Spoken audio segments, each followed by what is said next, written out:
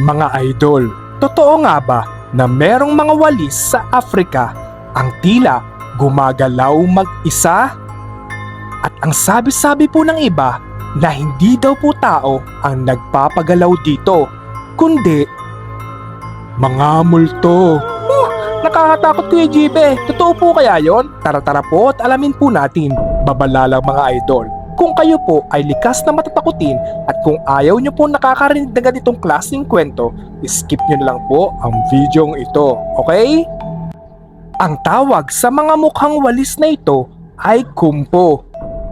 At ang tawag naman po sa mga ginagawa ng kumpong ito ay kumpo dance.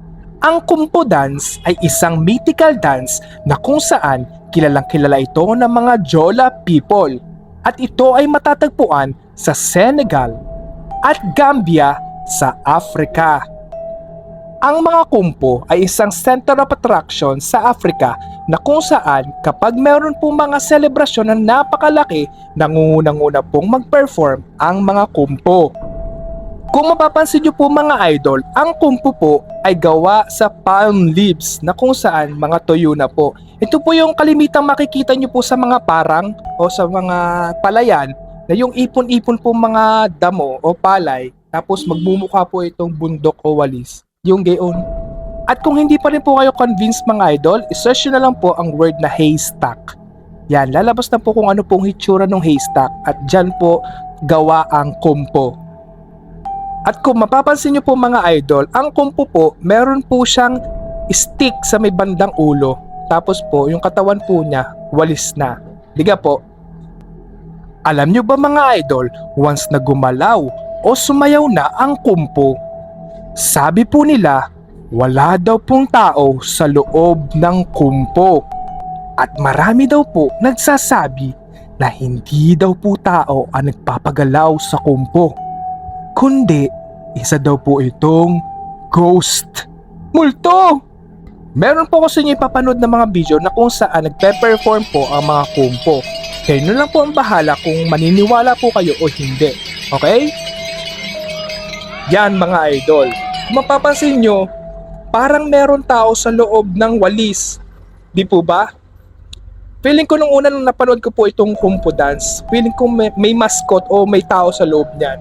Pero hindi po. Meron po talagang video na nagpapatunay na kahit buksan po yung loob niya, wala talagang tao. Talaga po mapapasabi na lang kayo ng, is it amazing? Ni Queen Yasmin. Is it amazing? Talagang mamamangha po kayo sa makikita nyo kapag napanood nyo po ang kumpo dance. Mga idol, ang kumpo dance po ay para po nag-e-engganyo po sila na dumami pa po yung kanilang society o yung community po sa Africa. At pinapatunayan po ng kumpo na marami po mabubuting tao sa community ng Africa at o makaengganyo po sila na maging mabuti ang mga community ng Africa at maging honest po ang lahat ng tao dito. Yun daw po ibig sabihin ng kumpo.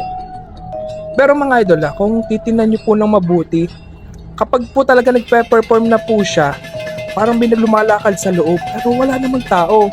Pero once na kapag umikot yung kumpo na parang trumpo, yun parang electric pan, walang tao sa loob. Paano nangyari yun? Diyos ko po Rude, minamaligno na ata tayo din eh. Ito mga idol, panoorin nyo rin po yan. Bubuksan po nila yung kumpo, yung loob. Tapos ang laman lang po niya, simple lang may alambre. Tapos yung mga walis, pero sa loob wala talagang tao. Pero sabi po nila yan, may bibilugan po diyan. Meron daw po silang nakitang paa pero wala naman ako nakita. No, bibilugan nila, wala akong nakita. Kayo po, may nakita po kayo?